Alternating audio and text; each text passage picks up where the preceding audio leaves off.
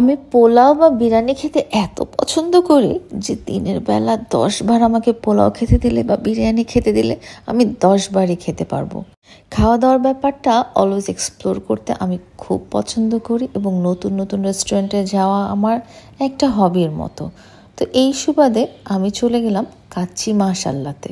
এখানে যে কি হলো, কল্যাণপুরের মতো জায়গায় কেন? শুনো, এখানে এই রেস্টুরেন্টের নাম হচ্ছে কাচ্চি মাশাল্লাহ। মানে নামটা শুনেই মনে হচ্ছে কি যে টেস্টি কিছু হবে। তো আমি এক্সপ্লোর করার জন্য আসছি, যদি আজকে খেয়ে ভালো লাগে এরপর সবাইকে দাওয়াত দিয়ে খাওয়াবো। তুমি আগে টেস্ট করোনি কখনো? আমি কোনোদিন টেস্ট করিনি, আজকে ফার্স্ট টাইম। আচ্ছা, তাহলে ঠিক আছে। আর রেস্টুরেন্টটা এত সুন্দর, বাইরে থেকে খুব ভালো লাগছে কিন্তু দেখতে। জানো, এখন দেখতে ভালো হলে তো হবে না। আচ্ছা খেয়ে দেখি। তুমি আগে থেকে এত এক্সাইটেড হয়ে আছো কেন? আগে আমি খেয়ে দেখি, যদি ভালো লাগে তারপর সবাই খাওয়াবো। আচ্ছা, আর তুমি খাও না কিন্তু, আমি আগে তুমি খেয়ে বলবা, রিভিউ দিবা, তারপর হচ্ছে আমরা খাবো। হ্যাঁ, বিরিয়ানি খেতে আমরা নর্মালি সবসময় যেখানে যাই সেখানেই যাওয়া হয় বারবার। তো এবার আমি ভাবলাম একটু এক্সপ্লোর করি।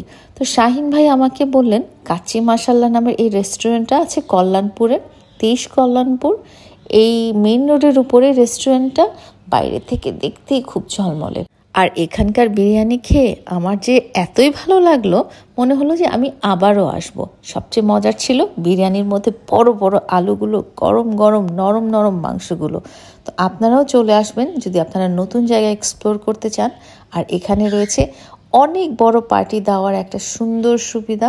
আপনারা যে কোনো অনুষ্ঠানও করতে পারেন বা যে কোনো অনুষ্ঠানের জন্য বিরিয়ানি অর্ডার করতে পারেন। খুবই টেস্টি ছিল, আমি তো আবারও চলে আসবো।